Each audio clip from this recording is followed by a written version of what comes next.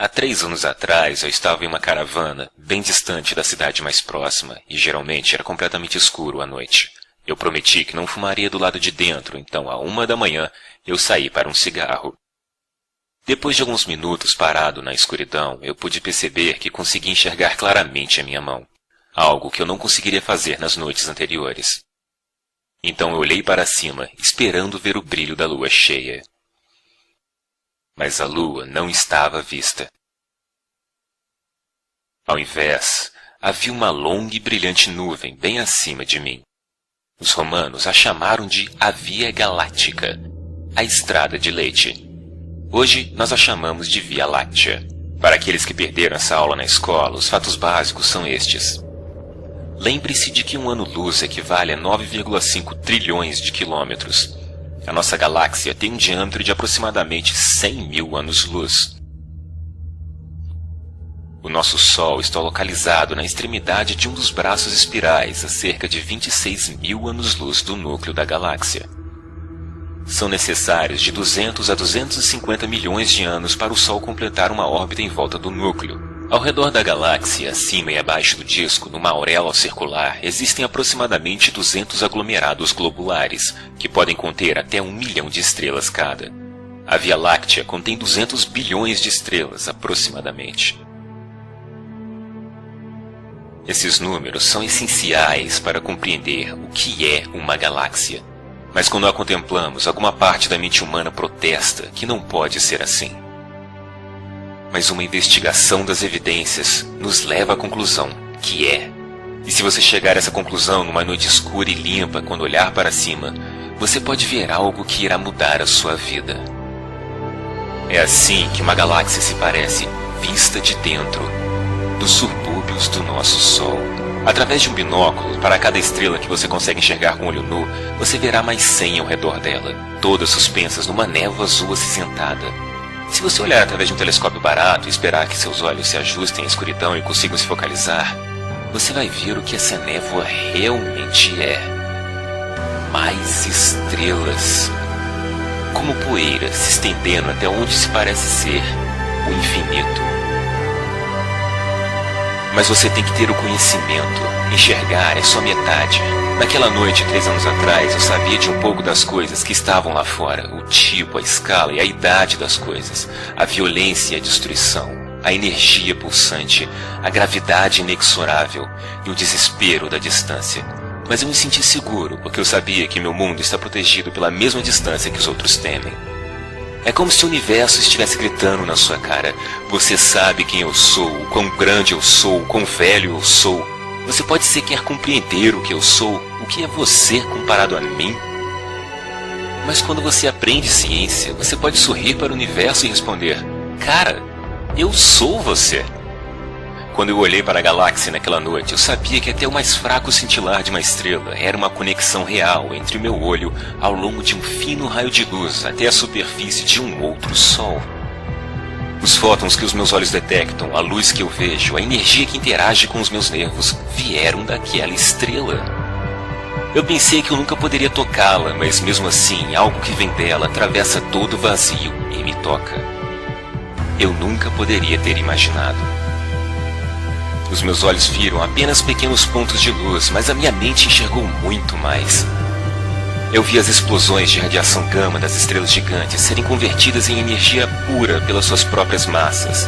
Flashes de luz que brilharam do outro lado do universo muito antes de a Terra ter se formado. Eu vejo o brilho invisível das micro-ondas da radiação de fundo deixado pelo Big Bang. Eu vejo estrelas vagando erroneamente a centenas de quilômetros por segundo e o espaço-tempo se curvando em volta delas. Eu até mesmo consigo ver milhões de anos no futuro. Aquele brilho azul irá explodir um dia, aniquilando todos os sistemas solares próximos, em um apocalipse que numa comparação faria a fúria dos deuses humanos parecer algo patético. Mas foi a partir de uma destruição dessas que eu fui formado. Estrelas morreram para que eu pudesse viver. Eu sou um produto de uma supernova. E você também.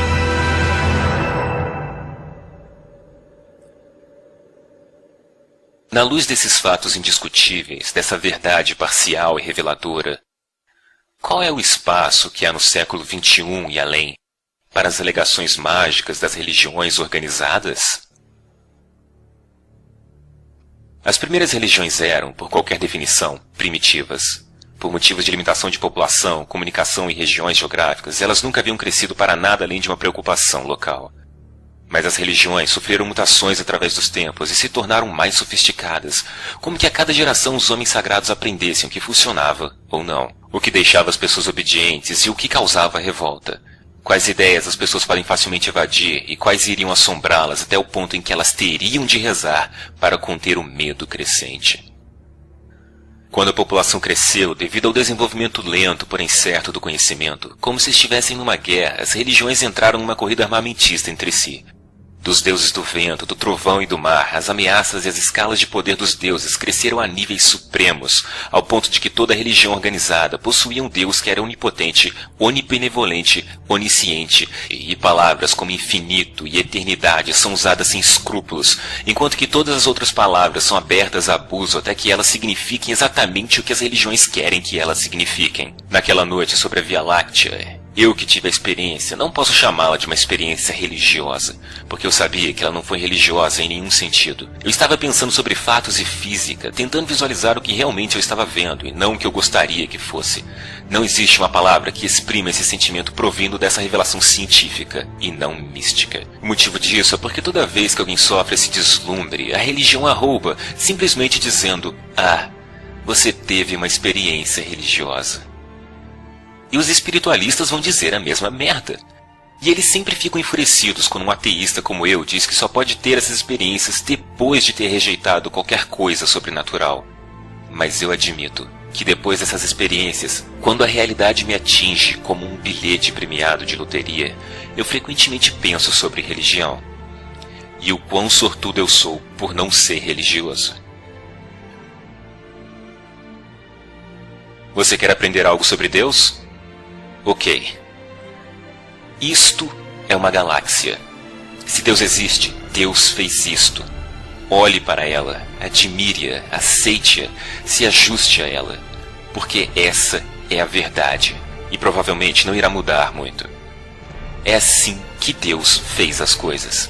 Deus provavelmente gostaria que você olhasse para ela, aprendesse sobre ela, para tentar entendê-la. Mas se você não pode olhar, se você não quer nem tentar entender, o que isso diz sobre a sua religião? Como o bispo Ansel Andrews disse uma vez, quanto mais perto de uma igreja, mais distante de Deus.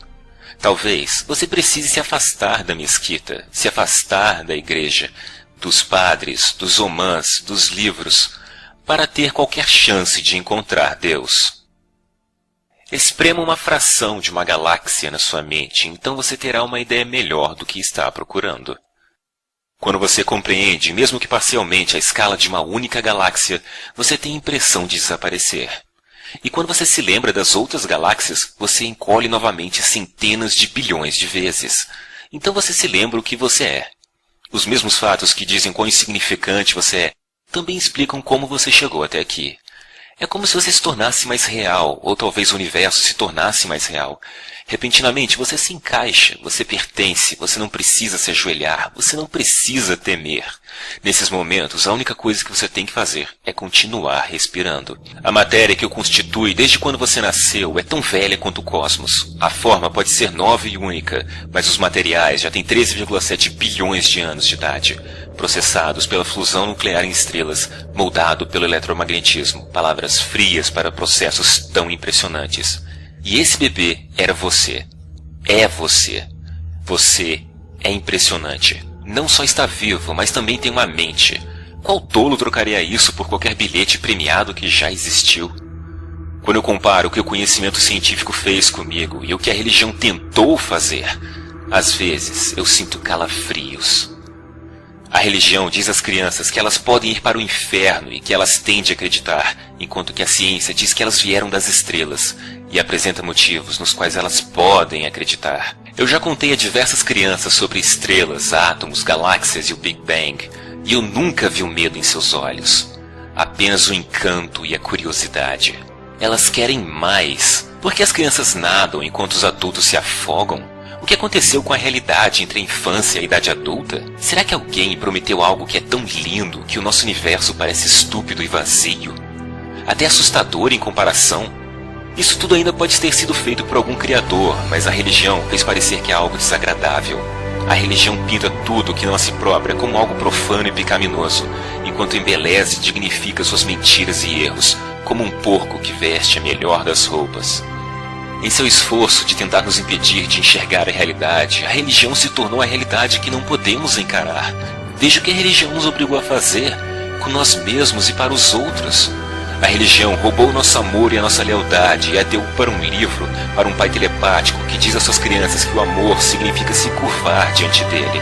Eu não sou pai, mas posso dizer que essas crianças vão crescer perturbadas. Não pode ser saudável para uma criança ou para uma espécie. Foi-nos dito há muito tempo atrás que só havia a Terra, que éramos o centro de tudo. Isso se mostrou uma mentira. Nós ainda não nos ajustamos a isso. Nós ainda estamos em choque. O universo não é o que nós esperávamos que fosse. Não é o que eles nos disseram que seria. Esse entendimento cósmico é novo para nós, mas não há nada a temer. Nós ainda somos especiais. Nós ainda somos privilegiados. Pode haver um paraíso, mas ele não será perfeito, e nós mesmos é que teremos de construí-lo. Se eu tenho algo que pode ser chamado de alma que precisa ser salva, então a ciência a salvou da religião.